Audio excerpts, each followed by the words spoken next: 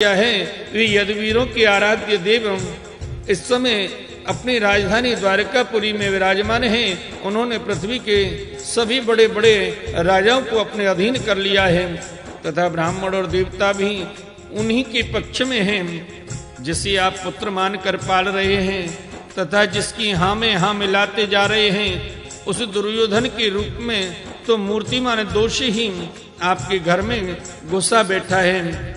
यह तो साक्षात भगवान श्री कृष्ण से द्वेष करने वाला है। इसी के कारण आप भगवान श्री कृष्ण से विमुख होकर श्रीहीन हो रहे हैं। अतएव यदि आप अपने कुल की कुशल चाहते हैं तो इस दुष्ट को तुरंत ही त्याग दीजिए।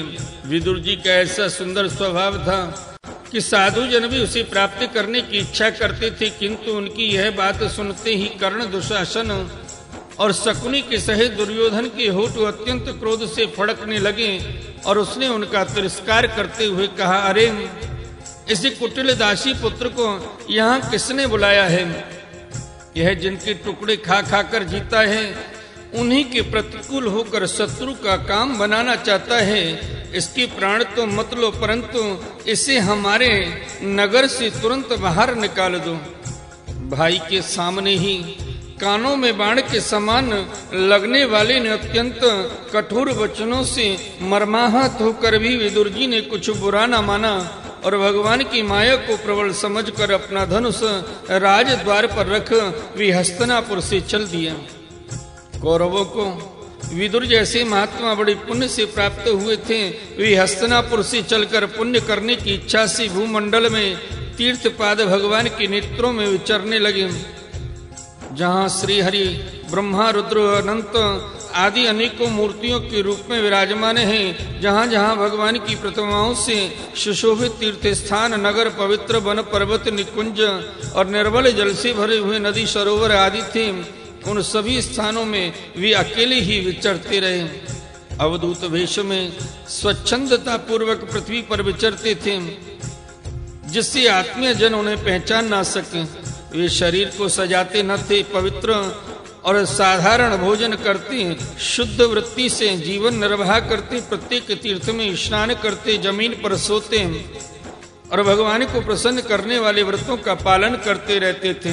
इस प्रकार भारतवर्ष में ही विचरते विचरते जब तक वे प्रभास क्षेत्र में पहुंचे, तब तक भगवान श्री कृष्ण की सहायता से महाराज युधिष्ठिर पृथ्वी का एक छत्र अखंड राज्य करने लगे थे। वहां उन्होंने अपने कौरव बंधुओं के विनाश का समाचार सुना तो आपस की कलह के कारण परस्पर लड़ भिड़कर उसी प्रकार नष्ट हो गए थे, जैसे अपनी ही रगड़ से उत्पन्न हुई आग से बांसों का सारा जंगल जलकर खाक हो जाता है। यह सुनकर वे शोक करते हुए चुपचाप सरस्वती के तीर पर आए और वहां उन्होंने तृत, उष्ण, मनु, पृथु, अग्नि, अशित, वायु, उदास, गौ, गुहों और श्राद्ध देव के नामों से प्रसिद्ध 11 तीर्थों का सेवन किया।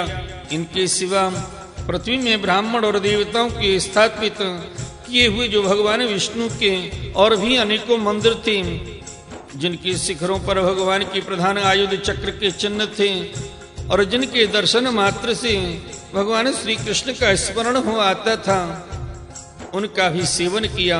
वहां से चलकर वे धन धान्य पूर्ण सौराष्ट्र, सौवीर, मत्स्य और कुरजांगल आदि देशों में होते हुए जब कुछ दिनों में यमुना तट पर पहुंचे, तब वहां उन्होंने भगवत भागवत उद्धव जी का दर्शन किया। वे भगवान श्री कृष्ण की प्रख्यात सेवक और अत्यंत शांत स्वभाव थे। वे पहले बृहस्पति जी के शिष्य रह चुके थे। विदुर जी ने उन्हें देखकर प्रेम से गाढ़ आलिंगन किया और उनसे अपने आराध्य भगवान श्री कृष्ण और उनके आश्रित अपने स्वजनों का कुशल समाचार पूछा।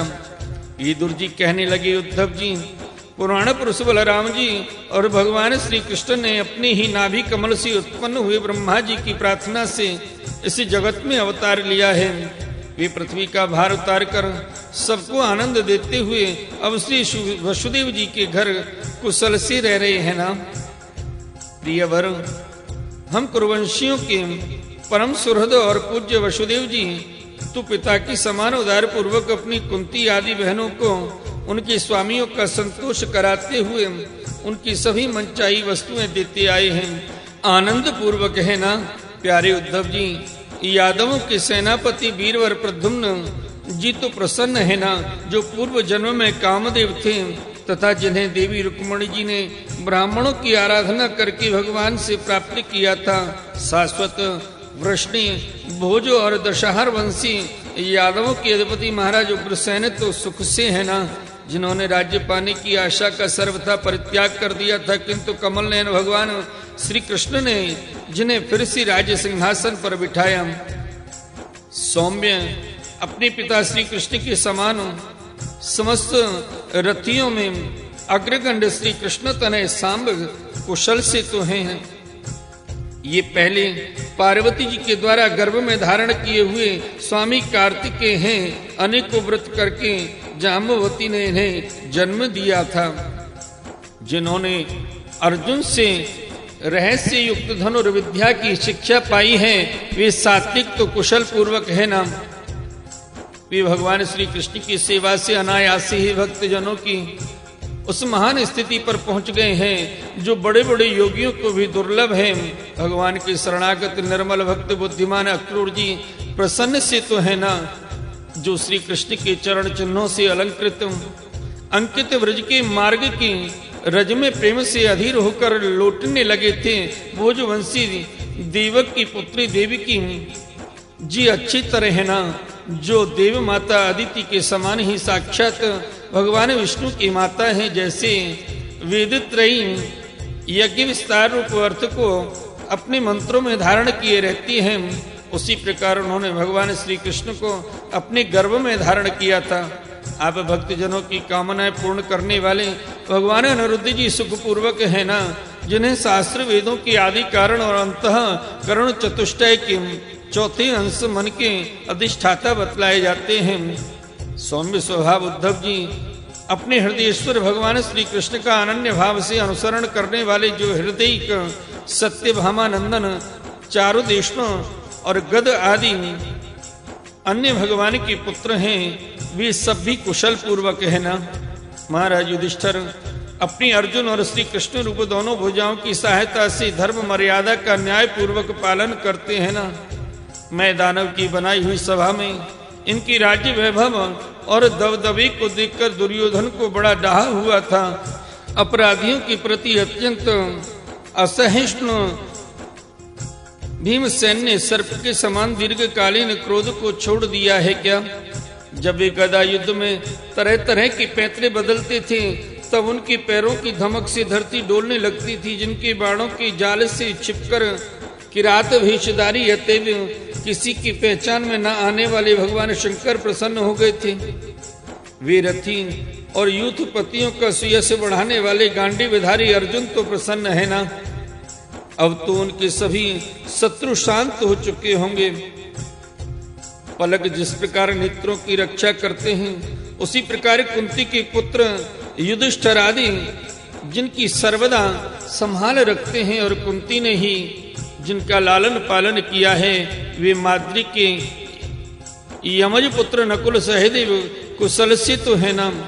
उन्होंने युद्ध में शत्रु से अपना राज्य उसी प्रकार छीन लिया जैसे दो गरुण इंद्र के मुख से अमृत निकाल लाई। अहो विचारी कुंती तो राज ऋषि श्रेष्ठ पांडु के वियोग में मृत प्राय सी हो गई थी। इन बालकों के लिए ही प्राण धारण किए हुए थी। रथियों में श्रेष्ठ महाराज पांडु ऐसे अनुपम वीर थे कि उन्होंने केवल एक धनुष लेकर ही अकेले चारों दिशाओं को जीत लिया था। सौम्य स्वभाव उद्धव जी, मुझे तो अध्याय पतन की ओर जाने वाले उन धृतराष्ट्र के लिए बार बार शोक होता है जिन्होंने पांडवों के रूप में अपने परलोकवासी भाई पांडु से ही द्रोह किया तथा अपने पुत्रों की हाँ में हाँ मिलाकर अपने हित चिंतक मुझको भी नगर से निकलवा दिया। किंतु भाई, मुझे इसका कुछ भी खेद अथवा आश्चर्य नहीं है।